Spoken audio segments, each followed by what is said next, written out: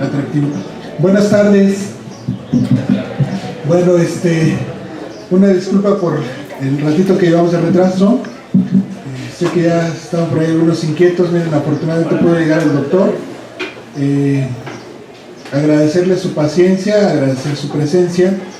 Y pues nada, en el marco de las actividades que se llevan institucionalmente del mes de la lectura, a su vez nuestra facultad, su servidor y la maestra Alba Lira, tenemos nuestro propio programa de lectura que no tiene mucho de institucional, pero que a la vez es una actividad que a lo largo del último año nos ha hecho pues muy felices como comunidad. Hemos tenido la oportunidad de traer a algunos compañeros de diferentes áreas, de diferentes ámbitos, a charlar un poco con ustedes de su trabajo. Por la mañana, bueno, los compañeros de aquí de la facultad vieron que vino Alonso Guzmán, un chico muy destacado en su ámbito, en la parte de la radiodifusión, de la comunicación, y pues hasta donde yo sé, se la pasaron bastante bien.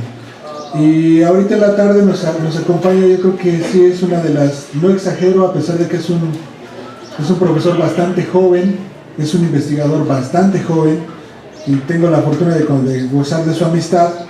No exagero cuando les digo que es uno de los investigadores más preparados en algunas de las cuestiones históricas respecto al periodo prehispánico de nuestro país.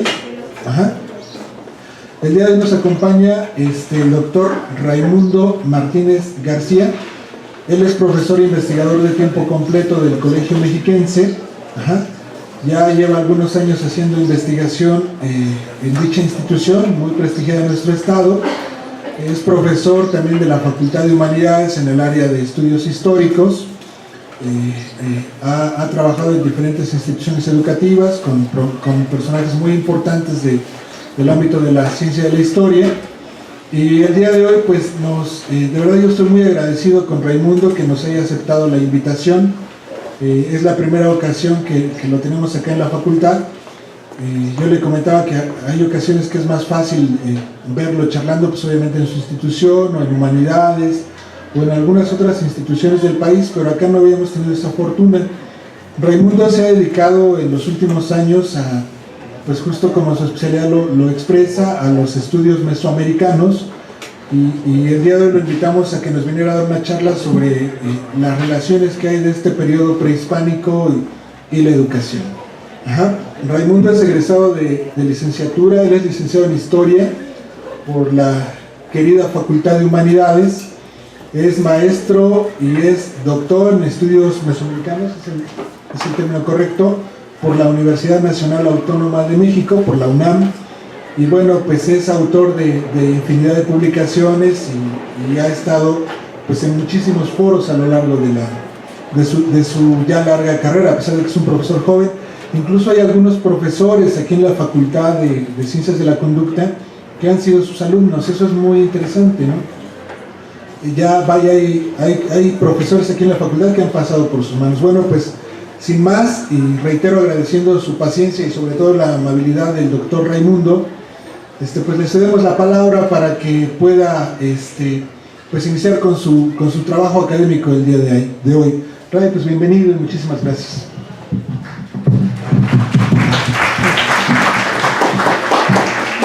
Muchas gracias por esta generosa presentación. Pues es un gusto en verdad estar aquí en la facultad por primera ocasión, ¿no? Me había tocado tal vez en otros espacios, pero no aquí, y bueno, pues es un gusto. Gracias por su paciencia, tuvimos un pequeño retraso, pero vamos a iniciar. Espero que lo que hoy vamos aquí a charlar pues les sea de alguna utilidad para los estudios que están realizando. Y si tienen alguna duda, pues vamos a poder, espero al final tener alguna retroalimentación, algunas pueden plantear las preguntas.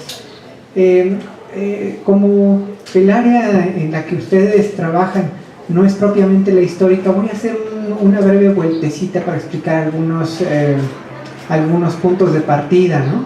Y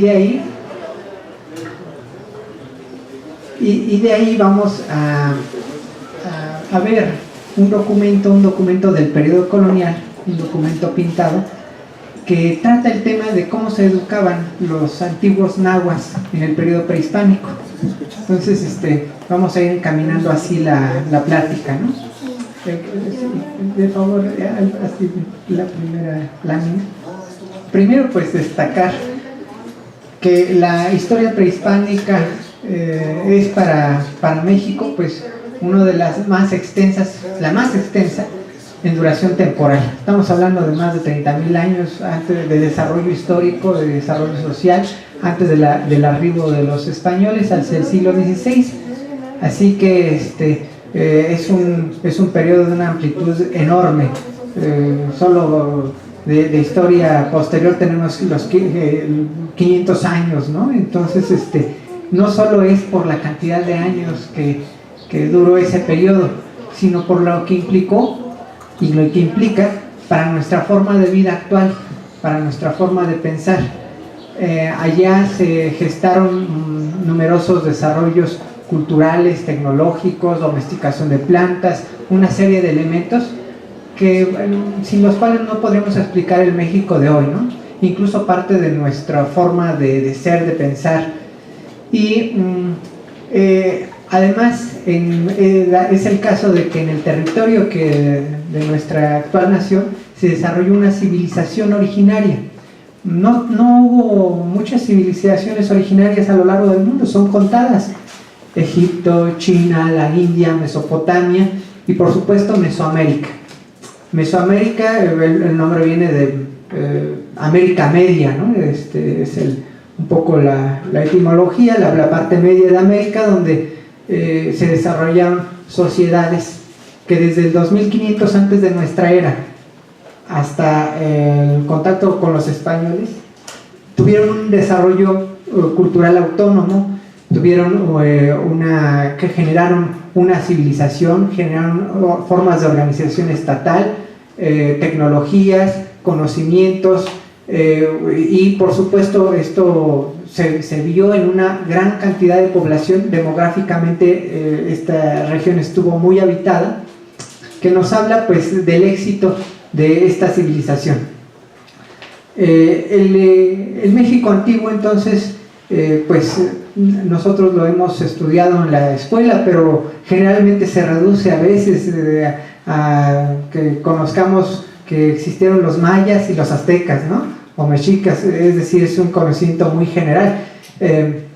Sin embargo, en realidad se trató de un mosaico de sociedades que a lo largo de esos casi 4.000 años de desarrollo autónomo de esas civilizaciones generaron lenguas diferentes, es decir, aquí se floreció una cultura plurilingüe, pero además tuvieron particularidades. No todos fueron mayas y aztecas, es lo que quiero resaltar. Y para el tema que hoy nos llama, pues vamos a centrarnos en algunas de las fuentes para el periodo prehispánico. La siguiente lámina. Bueno, esto es relativo a la gran diversidad en espacio y tiempo que tuvo Mesoamérica, las culturas del Golfo, las del área maya, las de Oaxaca, la cuenca de México, el Valle de Toluca, por supuesto. La siguiente. Para estudiar el México antiguo, ¿cómo lo hacemos? A través de fuentes muy diversas. Es tan lejano en el tiempo que echamos mano de todo lo que tenemos. Principalmente pues la arqueología, ¿no? La arqueología es una fuente muy importante para el estudio de ese pasado. La antropología física, los restos óseos que se recuperan en contextos arqueológicos, la cerámica, o sea, todo lo que ellos dejaron de basura es ahora parte de las fuentes con que nosotros los estudiamos. Entonces, los templos abandonados, la cerámica, el hueso, la concha, la mica, todos sus materiales nos sirven. Pero también nos sirve estudiar sus lenguas, porque Mesoamérica pues no desaparece después de la conquista. Una parte importante de la población mexicana tiene su raíz histórica más directa en aquellas sociedades. Y entonces tenemos a grupos indígenas que el día de hoy hablan, viven y tienen formas tradicionales que, si bien son distintas a las que se tenían al momento del contacto, están muy cercanas en algunos aspectos, y el estudio de su etnografía, el estudio de su forma de vida, de su idioma, también nos permite acercarnos al pasado más remoto. Y además, a la llegada de los españoles, ellos notaron algo. Los pueblos indígenas también desarrollaron sistemas de registro del pensamiento, es decir, tenían formas visuales para plasmar, para transmitir distintos aspectos de su vida social. En el caso de los mayas, por ejemplo, desarrollaron una escritura en forma, una escritura como la nuestra, ¿no? De carácter glotográfico, donde puedes armar oraciones, sujeto, verbo, predicado, y tenemos cantidad de textos jeroglíficos del área maya que han sido descifrados ya. Pero también se desarrollaron otros sistemas que no estaban basados en una lengua. Estoy hablando de los códices, las pictografías, muy parecidos estos sistemas a la moderna semasiografía, es decir, ustedes han empleado paquetes de cómputo, y los paquetes de cómputo tienen iconos, tienen hay algunos motivos visuales que les indican acciones. Por ejemplo, si tenemos el disco, es ahí para grabar; si está la impresora, ahí le doy para imprimir. Son iconos que no necesitan estar en un idioma en específico, sino que tienen un rango de comprensión mayor mientras se comparta cierta familiaridad cultural, ¿no? Bueno, los mesoamericanos desarrollaron ese sistema de registro en los códices. Ahí en la lámina se está recreando algunos tlacuilos, así se le llamaba a los pintores de códices, que pintaban sobre papel amate o piel de venado sus historias, sus registros contables, sus genealogías, hacían mapas, una cantidad enorme de temas que quedaron plasmados en estos documentos. Estos documentos también son fuente, por supuesto, para estudiar el pasado prehispánico. Aunque prehispánicos quedan 15, tenemos centenares de la época colonial, porque se siguieron elaborando. Bueno, un poco nada más les explico de forma muy sucinta el tipo de glifos que este sistema tiene. Tienen pictogramas, que son representaciones directas de los objetos a los que quieren aludir. Si quieren hablar de la serpiente, pues pintan una serpiente; una ollita, pues pintan la ollita. Ideogramas que remiten a conceptos. Por ejemplo, después tienen un disco solar y lo que sería un cerro, como representación de pictograma. Pero en el nivel ideográfico, un disco solar representa la deidad, y un cerrito no representa un cerro solamente, sino a una ciudad, el concepto de ciudad.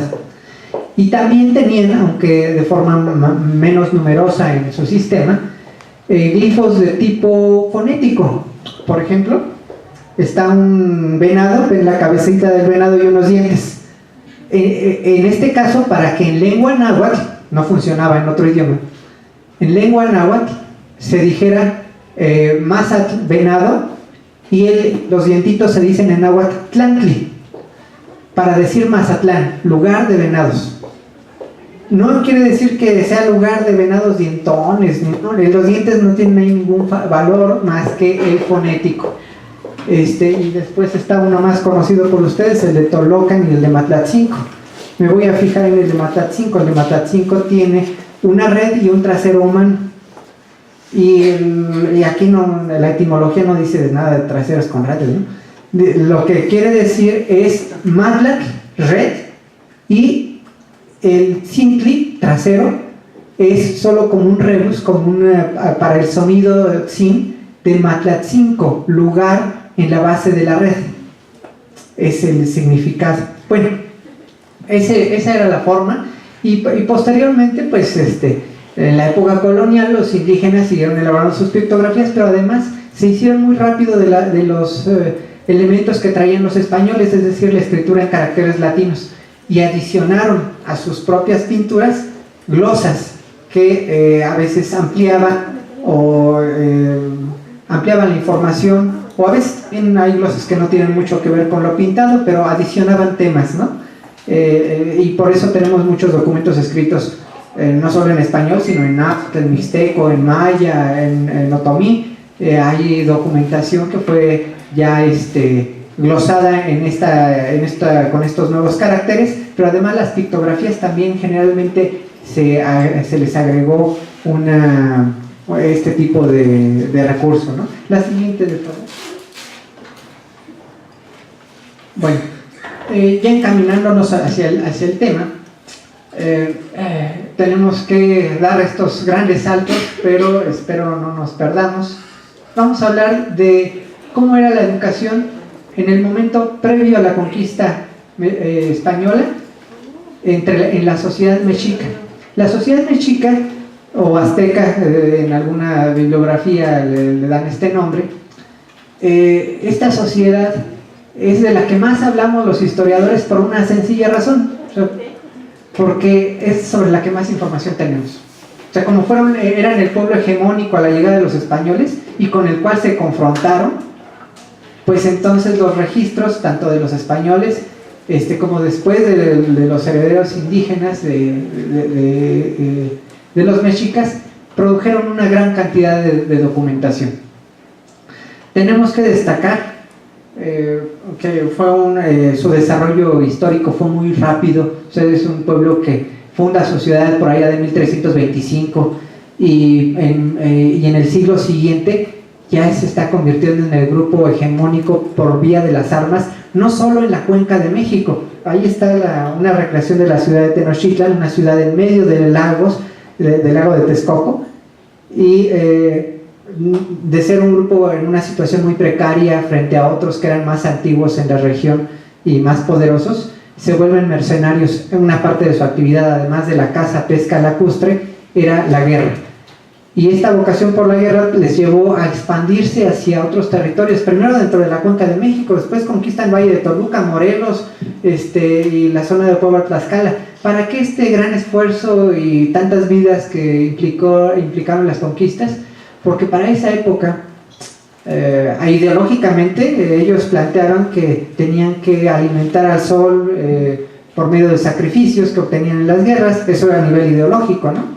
A nivel político, eso les sonaba bien frente a al Tlatoani, al rey, frente a sus súbditos, pero a nivel económico la razón era que el Tenochtitlan fincaba su expansión en la obtención de tributo. Cada que sometían a un pueblo le imponían un tributo, como un impuesto por pagar, y este impuesto fue creciendo y volvió a la ciudad pues una de las más poderosas de toda Mesoamérica. El mapa del lado derecho, en verde ustedes pueden ver los límites del poderío mexica. Fueron enormes, desde el Golfo de México hasta el Océano Pacífico, y ven algunas zonas no conquistadas de algunos pueblos que hacia el final todavía presentaron resistencia, entre ellos los tlaxcaltecas, a quienes no pudieron vencer y que van a ser los principales aliados posteriormente de los españoles, ¿no? Para ellos los españoles eran unos libertadores ante la opresión de los mexicas, no solo de ellos, sino de buena parte del territorio mesoamericano, quitando el área maya. En este desarrollo hay que señalar la diferenciación que había dentro de la sociedad mexica. Había una estratificación social muy clara. La sociedad se dividía en dos grupos. Y esto es importante porque ahorita que veamos la educación que recibían era una educación también diferencial. Por un lado estaban la gente de linaje, los descendientes del linaje original de los mexicas de Acamapixtli, por allá del siglo XIV. Estamos hablando de los nobles o pipiltin, la gente que tenía por ser descendiente de los reyes, era parte de la nobleza. Vamos a llamarle la nobleza. Ellos tenían a su cargo pues todos los puestos de dirección, tenían que encabezar la guerra, las obras públicas, bueno, toda la actividad política y las actividades de gran estatus. El sacerdocio, los grandes sacerdotes provenían del sector noble. Y en el otro extremo estaban los macehuales, la gente del pueblo. El macehual quiere decir el merecedor. La etimología en náhuatl es así, ¿no? Los que merecían, hablando de beneficios de parte de los dioses. Y la mayor parte del pueblo eran macehuales. Y a ellos les tocaba pues el trabajo agrícola principalmente, pero también prestar servicio militar. En este sentido también hubo algunos grupos intermedios que, aunque eran macehuales, no eran económicamente débiles. Por ejemplo, los comerciantes. El sector comerciante prosperó mucho y hubo comerciantes que tenían bastante, que era notorio su mayor poder económico. Sin embargo, la diferenciación al final, como les estoy diciendo, no era económica. No era que va a pertenecer a los pipiltin el que tiene dinero, bueno, el que tuviera poder económico y el que no iba a ser más igual, no. Venía de raíz, de quién eres, de quién habías nacido. El único medio de movilidad social en esa sociedad, de movilidad social entre los mexicas, era la guerra. Por eso es que decían que si morías en guerra, pues te ibas a ir a acompañar al dios sol, al dios solar, a Tonatiuh, a lo largo del día, ¿no? Ibas a trabajar ahora para el dios solar. O las mujeres muertas en parto, porque también el parto se veía como una batalla, se podía ganar o perder.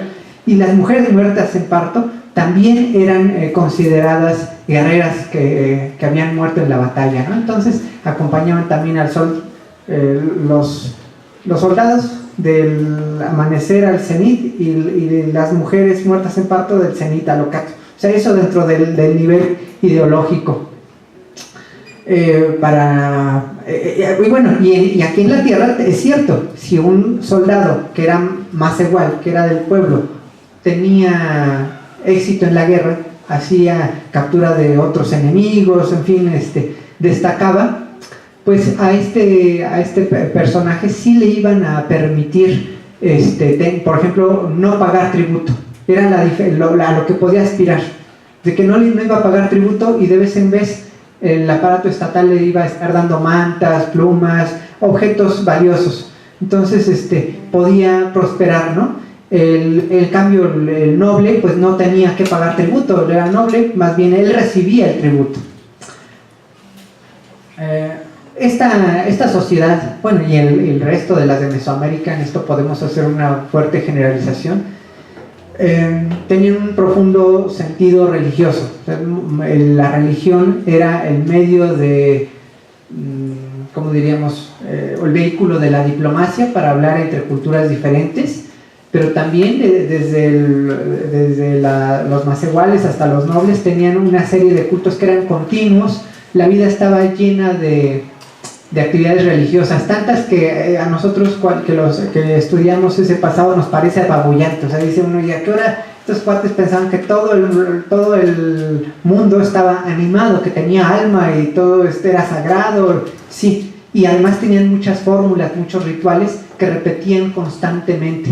Aunque yo creo que a veces nosotros cuando estudiamos esos aspectos, como nos vamos a la parte teórica, la parte de cómo ordenaban el mundo y todo, nos apabulla, pero para ellos debió ser algo muy cotidiano, como nosotros cuando, respecto a los modales, por ejemplo, alguien estornuda, salud, gracias, alguien pasa por una cruz y se persina, ¿no? Y una serie de cosas que se hacen casi, diríamos, en reflejo. Es decir, si tú le preguntas a la persona ¿por qué haces eso?, pero a lo mejor no te da la respuesta. Es parte de lo que en estas sociedades es ya asimilado como fórmulas para interactuar con tus semejantes y también con la sobrenaturaleza, ¿no? Con lo divino. Bueno, la siguiente. En este sentido, los mexicas requirieron de transmitir por medio de la educación tanto lo que aspiraban a hacer como lo que ellos, tanto la tradición de la que ellos habían sido herederos. Bueno, no nos vamos a poner a juzgar que pues, la educación, sus fines, si era bueno o malo, no.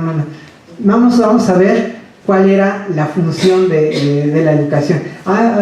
¿Existieron instituciones para la educación formal? Sí, había escuelas, no eran, les vamos a llamar escuelas templo, para hacer un símil.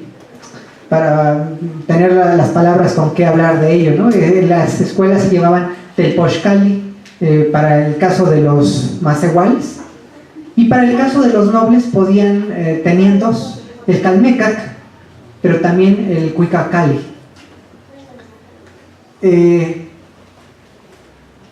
¿Qué se enseñaba en ellas? En el caso de los macehuales, en el telpochcali, la casa de los jóvenes, es lo que quiere decir telpochcali, los jóvenes mexicas recibían adiestramiento militar, también se les preparaba para poder realizar el trabajo organizado en las grandes obras públicas, para poder contribuir con su propio calpulli o barrio. De hecho, ¿quién sostenía estas escuelas? ¿De dónde venía pues sí, el recurso para su sostenimiento? Era la misma corporación. Estoy hablando de los barrios. Imaginen, Tenochtitlán es una gran ciudad, pero tiene sectores, tiene barrios. Bueno, cada barrio, con el trabajo colectivo y con el tributo colectivo, sostenía, además de pagar sus tributos al rey, sostenían las escuelas. Y en ellas daban clases pues los que eran encargados de hacer principalmente el trabajo colectivo, pero también iban sacerdotes. Aún los jóvenes no nobles, la gente del pueblo, recibía una fuerte enseñanza religiosa. O al menos es lo que las fuentes históricas tratan de recalcar. Eso ahorita lo vamos a criticar un poco. En la otra escuela-templo, es el calmecac, a donde iban los nobles, y ahí recibían una formación también religiosa, pero también para organizar, para dirigir la guerra, para dirigir el comercio, para ver asuntos, por ejemplo, de lo que ahora llamaríamos el derecho. Las dos escuelas eran muy similares en cuanto a rigidez, pero porque en las dos había, por lo que sabemos de las fuentes, sí había una presión sobre los estudiantes, pero en el calmecac era mayor. En el calmecac era mayor porque los nobles, preparando jóvenes para la dirección, solían ser mucho más duros frente a su élite, ¿no? Entonces, muchas de las cosas que a los de clase macehual se les dejaba pasar, en el caso de los nobles, era penado incluso con la muerte, y los castigos eran terribles, como ahorita veremos. Perdón, ¿con cuánto tiempo tengo? Yo estoy así disfrutando el momento. Bueno, entonces, ahorita también tenemos la educación informal, que también veremos en algunas láminas de los códices. Respecto a la educación informal, ¿a qué me refiero con ello? A una serie de valores que se inculcaban desde la familia,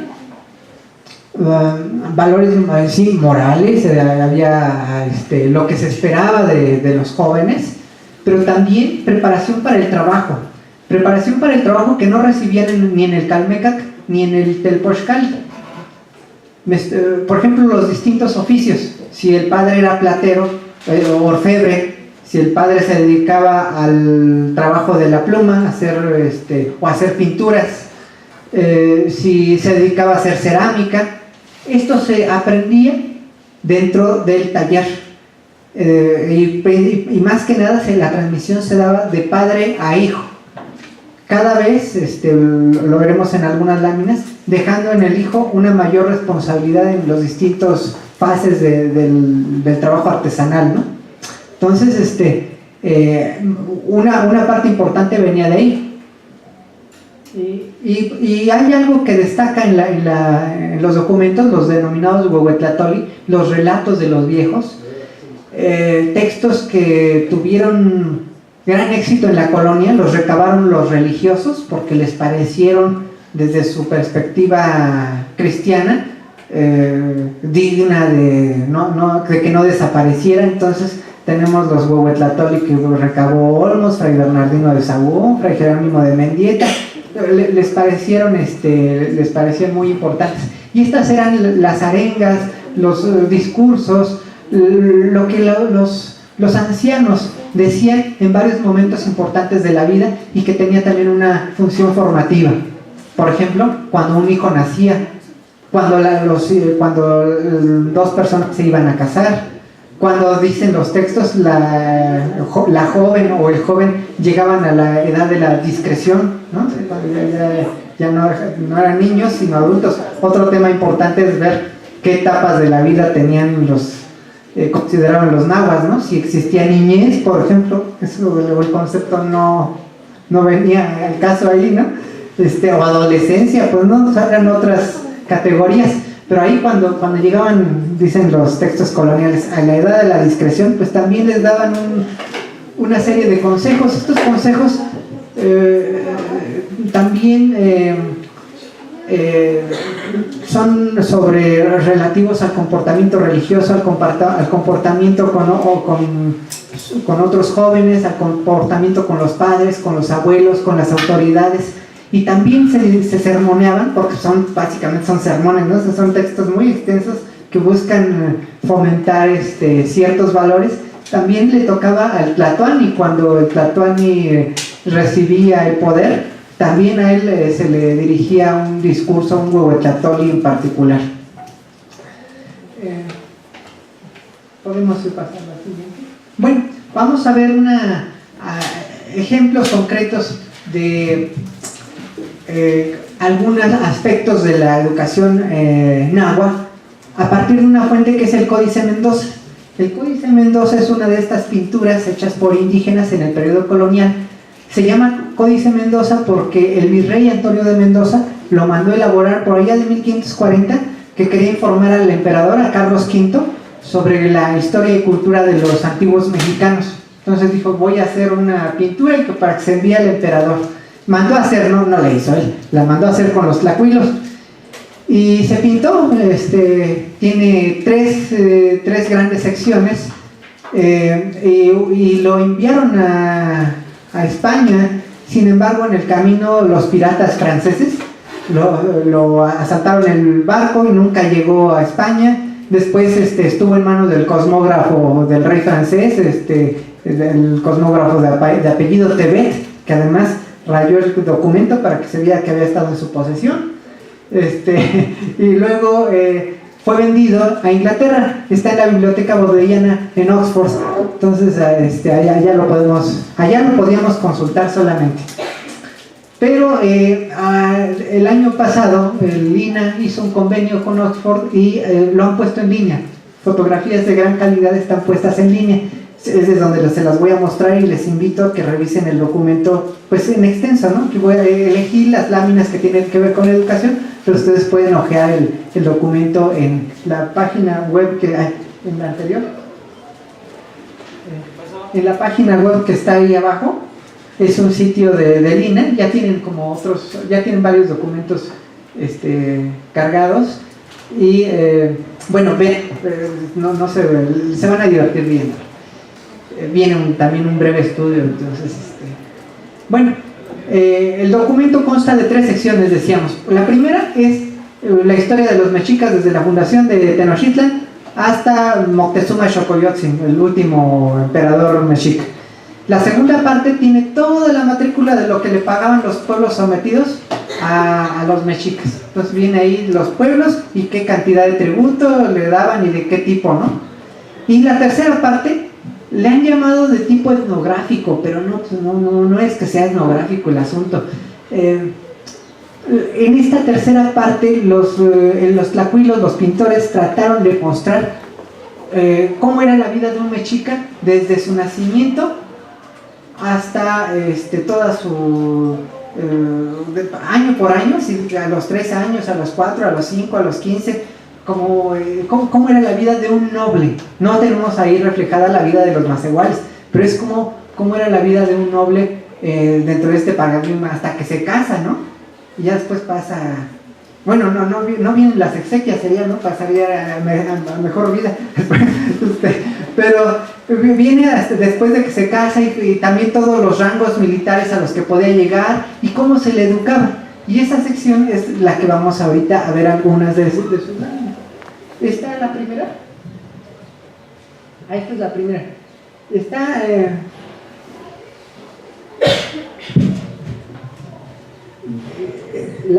La sección de arriba se ve a una mujer que está cargando a un bebé, lo alcanzan a ver, y se acerca a es un tapete como de plumas, y arriba hay un lebrillo, una bandeja.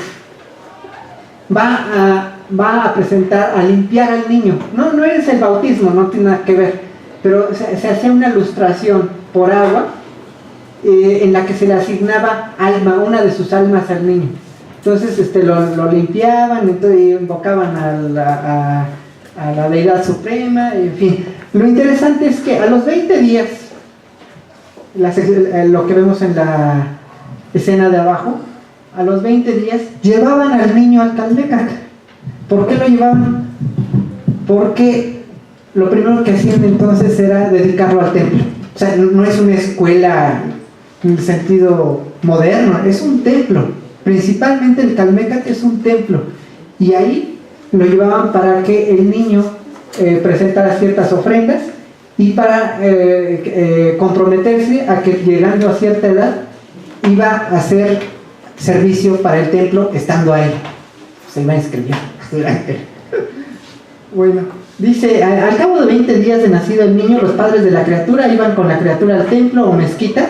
Mezquita, bueno, estaban también los españoles de la época muy familiarizados más bien con el mundo musulmán, allá con la lucha que habían tenido por todo el sur de la península ibérica, ¿no? Entonces mucho del lenguaje tiene que ver con el mundo musulmán. Bueno, y en presencia de sus alfaquís presentaban la criatura con su ofrenda de mantas y mashlat y alguna comida, y después de criada la criatura por sus padres, teniendo edad, entregaban la criatura al alfaquí mayor de dicha mezquita para que ahí fuese enseñada.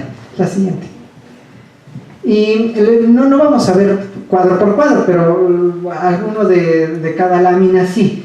Ven unos círculos azules. Era la forma que ellos tenían para representar los años del niño. Entonces arriba está cuando tenía 3, enseguida en el siguiente renglón, diríamos, está cuando tenía 4, tiene 4 circulitos y así. Dice, y a sus hijos de 6 años, o sea, vean, es decir, estamos hablando del último renglón de la parte inferior. A sus hijos de 6 años los ejercitaban y ocupaban en servicios personales, de que en algo aprovechasen a sus padres, así como en los tianguis, los lugares de mercado, para que cogiesen del suelo los granos de maíz. O sea, ese tipo de trabajo que le ponían a un niño de 6 años a hacer, ir a recoger lo que se había quedado tirado en el mercado. El maíz no debía estar en el suelo, sino el dios del maíz se enojaba y no daba más. Entonces iban a recoger las semillas y a ordenar el desorden, ¿no? que había quedado. Y a las muchachas las imponían en hilar y a otras cosas de servicios de provecho, para que ocupasen el tiempo en no estar ociosos, por les evitar vicios malos que la ociosidad puede acarrear. Entonces, ahí ven en el lado derecho inferior a la muchacha que está aprendiendo a hilar. Está una cajita de petate, de tule, perdón, y tiene ahí los instrumentos para el hilado. Y el jovencito a la izquierda pues está recogiendo los granos de maíz, como dice el texto. Arriba también hay otras escenas, ¿no? De cómo poco a poco les van dejando más trabajo. Algo que destacar es que ahí vienen las raciones de comida. En el primero, frente al niño, en el primer renglón frente al niño, hay como un círculo por la mitad, ¿lo alcanzan a ver? Dice ahí la glosa media tortilla.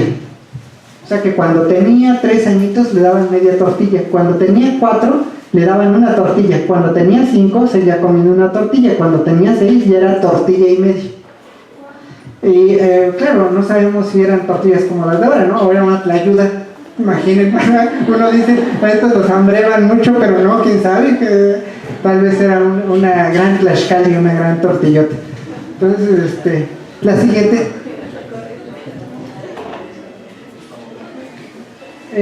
Bueno, y así continúa, ¿no? Los padres iban endureciendo la educación también. En algunas de las escenas se ven también los castigos, los métodos didácticos de aquel tiempo. Dice, por ejemplo, vamos a ver lo que sucede en el segundo renglón, en la segunda franja. Dice que los padres a sus hijos en edad de 8 años los castigaban poniéndoles por delante, solo poniéndoles por delante, temores y aterrores. Leo raro porque es español antiguo y tiene vocablos que ya no se usan, pero les ponían temores y aterrores de púas de maguey, para que siendo negligentes y desobedientes a sus padres, serían castigados con las dichas púas, y así los muchachos de temor lloraban. Nada más de ver las púas, no, ya me voy a portar bien. La ración de comida que les daban por taza era una tortilla y media, por taza o medida. Y en la siguiente ya no es la advertencia. Dice, tercera partida, en que se declara que los padres a sus hijos en edad de 9 años, siendo incorregibles y rebeldes a sus padres, castigaban a sus hijos con dichas púas de maguey, atando al muchacho de pies y manos desnudo en carnes, y le hincaban las dichas púas por las espaldas y cuerpo, y a las muchachas les punzaban las manos con las púas. Y abajo también en la siguiente les dan de palos, ¿no?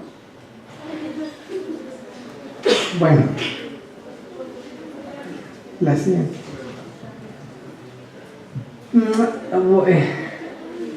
Este es otro castigo.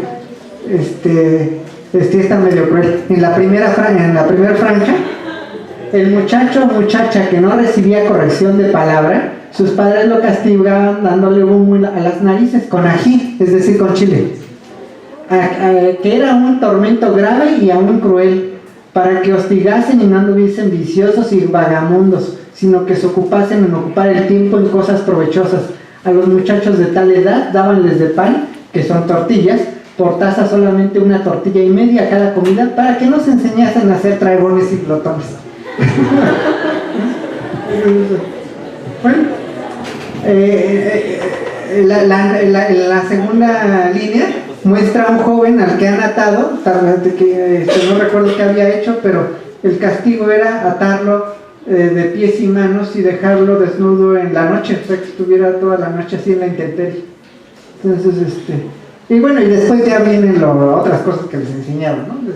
También se les enseñaba a pescar, a usar las barcas, ¿no? Que recordemos que Tenochtitlan está en un ambiente lacustre y gran parte de su actividad no solo era la agricultura en chinampas, la agricultura en estos terrenos ganados al lago, sino también en la caza y la recolección lacustre. Era buena parte de su sustento. Y la joven sigue hilando, ¿no? Si ustedes se dieron cuenta, primero le fueron enseñando cómo hacer el hilo, después le mostraron cómo se hacía en el telar, y bueno, ahora ya no le están enseñando, ella lo está haciendo. A barrer también, o sea, hay muchas actividades. Las hemos pasado un poco rápido, pero bueno, el padre, teniendo hijos de edad que fuesen mozos, o sea, es decir, que ya habían llegado a ¿cuántos años? 2, 4, 5, a los 15 años, los llevaba a las dos casas figuradas, que es el Calmecac y el Cuicacali. Recordemos que aquí se está ilustrando el trabajo de los nobles, ¿no? Los llevaban a las dos casas figuradas o casa del maestro, que enseñaban y doctrinaban a los mozos, o a la mezquita, según que el mozo se inclinaba, los cuales mancebos debían ser de edad de 15 años. Y bueno, el joven tenía que entrar y hacer su servicio, y solo iba a salir de ahí de dos maneras, ¿no? Bueno, tenía varios caminos. Bien, continuar una carrera militar, o ser sacerdote, o se casaba. Y entonces lo que está representado ahí abajo ya es el casorio, es sobre el petate, ¿no? Están atando las mantas los contrayentes. Bueno, pero ese no vamos a entrar en esos asuntos. La siguiente, por favor. Otras láminas del Códice Mendoza pues nos hablan sobre la educación, ya no, que no se recibía en el Calmecac o el Tepochcali o el Cuicacali, sino la educación que se recibía, se transmitía de padres a hijos. Por ejemplo, ahí están, perdón, me estoy adelantando. Esta lámina no es la educación de padres a hijos, es la educación que recibían en el Calmecac. Ustedes ven que tenían que trabajar para el templo, ir por leña, ir por agua, o por otras cargas. Y ahí está lo que le pasaba a los que infringían las reglas, que eran muy estrictas en el Calmecac. Dice, esta casita, bueno,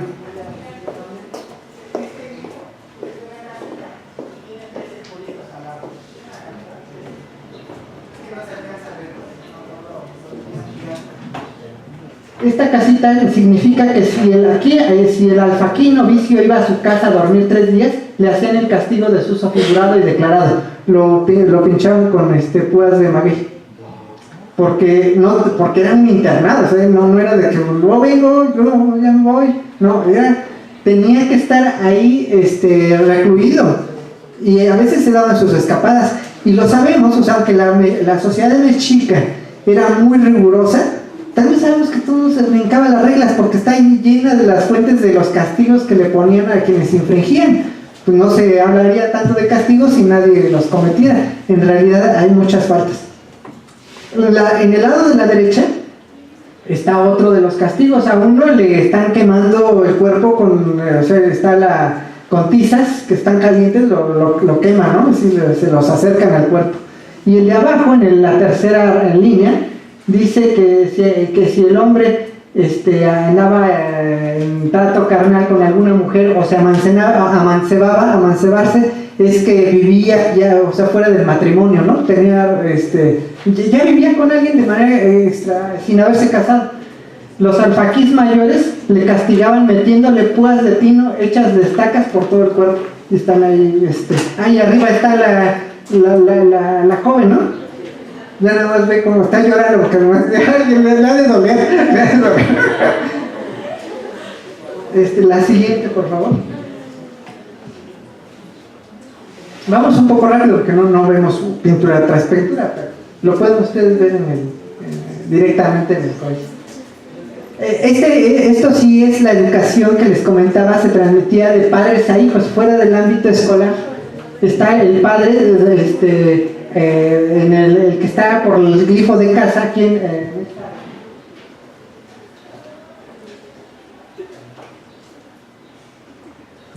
unas volutas o algo que sale de su boca, es la palabra, el glifo para la palabra, está dando consejos al joven, ¿no? Y le está diciendo que tiene que trabajar está el joven frente a él llorando. Casi en los códices todo el mundo está llorando, pero es que el llorar es un recurso que es parte de la oratoria que ellos empleaban, y pues para mostrar respeto o que esas palabras pesaban, pues están con sus lagrimitas. Entonces y está el joven inclinando la cabeza y llorando, y frente a él tiene los instrumentos de trabajo. Está el huixtli o bastón plantador, o sea que se tenía que dedicar a la agricultura, ¿no? Y también, bueno, le está previniendo contra que no debe robar. Está un personaje ahí sacando cosas de una caja, ¿no? De petate.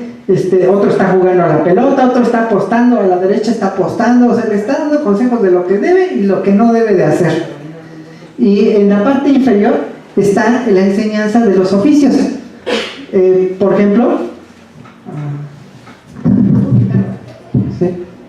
ejemplo,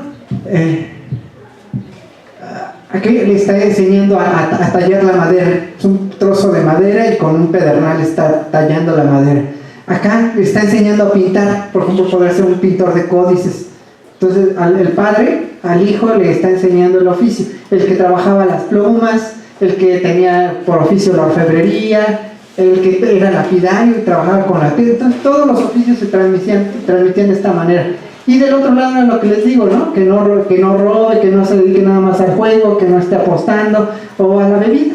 Acá están entrándole al pulque. Y hay una metáfora visual, ¿no? Que con la bebida pues se pierde el cofre, las riquezas y bueno, y el sustento, ¿no? Y está el maíz, el frijol, la chía tirados en el suelo y y el cántaro de lado, ¿no? Vacío. Dice los Sofí, bueno, es lo que les acabo de comentar, lo que ahí dice. Que evitaran, les daban consejos para evitar la ociosidad, dándoles consejos que de la ociosidad nacían y se engendraban malos vicios, así de los malas lenguas chismosos, y seguían las borracheras y otros malos vicios. Bueno, la siguiente. Y bueno, podríamos centrarlo un poquito para ver, centrar esa, sí, tal vez sí se puede centrar. No lo vamos a leer todo, pero voy a destacar algunas partecitas del texto nada más. Se trata de los Huehuetlactoli. Para cerrar traje un fragmento, no, estos son muy extensos, son discursos enormes, que se daban, y bueno, vamos a revisar un poco cuáles eran las partes de estos.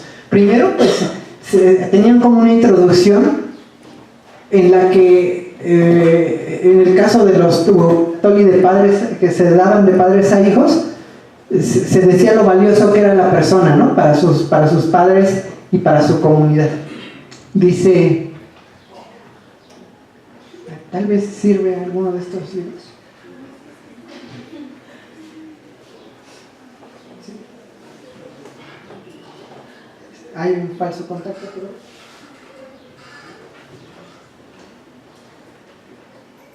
Bueno, y entonces comienzan con ese reconocimiento del valor de la persona y del cariño que se le tiene, ¿no? Después dice, así está bien, aquí estás mi hija, mi collar, mi pluma fina, mi criatura y mi hechura, lo rojo de mi sangre, mi retrato. Has venido a la vida, has nacido, que te mandó acá nuestro Señor, Tloquenahuaque, el hacedor, el creador de la gente en la tierra. Y luego dicen, ahora ya te das cuenta de las cosas, ya ves cómo es aquí, no es buen lugar la tierra, no se alegra uno, no es feliz. Se dice que nada más hay alegría con fatiga, con penas en la tierra, así decían los viejos. Para que no siempre anduviéramos llorando, para que no muriéramos de pena los más iguales, nos dio nuestro Señor la risa y el sueño, los mantenimientos que nos dan fuerza y nos hacen crecer, y en fin, el trato carnal para la reproducción que embriaga toda la vida en la tierra, de modo que nadie ande llorando. O sea, pues es muy un mar de lágrimas esto, pero tiene cosas buenas. Pues aun cuando así sea, aun cuando así estén las cosas en la tierra, ¿acaso ha de oírlo uno y espantarse y vivir llorando? Pero se actúa, se vive, se construye, se trabaja, se busca una mujer, se casa él, se casa ella, se madura. Y luego ya viene, pues ahora niña, y lo que tiene que hacer. Dice, ahora mi niña, oye bien, mira con calma, aquí está tu madre, tu señora, de cuyo seno y entrañas te despegaste, te desprendiste. Como una plantita, como una hierbita te alzaste, echaste hojas, floreciste, como si hubieras estado dormida y despertaras. Mira, oye, entiende, así son las cosas en la tierra. No vivas de cualquier modo, no vayas donde sea. Vive en paz en la tierra, sé devota, invoca a nuestro Señor, el que es noche viento, levántate, abre los brazos, desperézate, lávate la cara, las manos, toma pronto la escoba y ponte a barrer, aplícate a las labores de mujeres, a la rueca y a la lanzadera, mira bien cómo se manejan con arte, cómo se pinta bordando. No andarás en la boca de la gente, nadie te señalará con el dedo ni hablará de ti, entonces nos harás alzar la cabeza, estaremos orgullosos de ti. Bueno, y son un montón de consejos, ¿no? Hasta para el matrimonio y de lo que debe de buscar la joven. Y al final dice, esto es todo lo que te ofrezco, mi voz y mi palabra, con ello cumplo ante nuestro Señor, tal vez lo arrojes por ahí, pero ya lo sabes, yo cumplo así con mi deber, mi hija, mi niña, paloma, chiquita, quédate tranquila, que te mantenga nuestro Señor. Bueno, son textos que tienen muchas interpolaciones religiosas también cristianas, porque fueron recabados en la época colonial. Sin embargo, es todo un género, se recuperaron en distintos momentos y lugares y parece que estaban muy establecidos. A veces le damos muy poco peso a la tradición oral en cuanto al poder transmitir un mensaje casi pautado, que es constante, y en los Huehuetlactoli se han recuperado de distintas zonas y están fuertemente, como diríamos, normados, ¿no? cómo es su forma de expresión.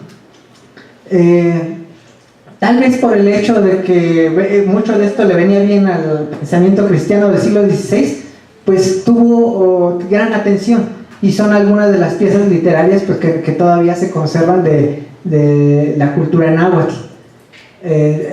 Como ustedes se dan cuenta, pues en el ámbito de la educación náhuatl, pues las fuentes son fragmentarias, no hay tantas como quisiéramos, pero nos muestran que hubo, por ejemplo, una educación que llamaríamos formal, o sea, dentro de templos, escuelas, instituciones, maestros, con la injerencia del Estado para ciertos fines, pero que también se partía de una educación desde el hogar, y donde el valor de la palabra de los ancianos tenía mucho peso. A diferencia de sociedades modernas, en las sociedades tradicionales como esta, la recurrencia al pasado era necesaria porque implicaba la sobrevivencia del grupo. De esa experiencia venía la forma correcta para el momento de vivir, ¿no? Bueno, aquí le dejamos y pasamos a las preguntas si las hay.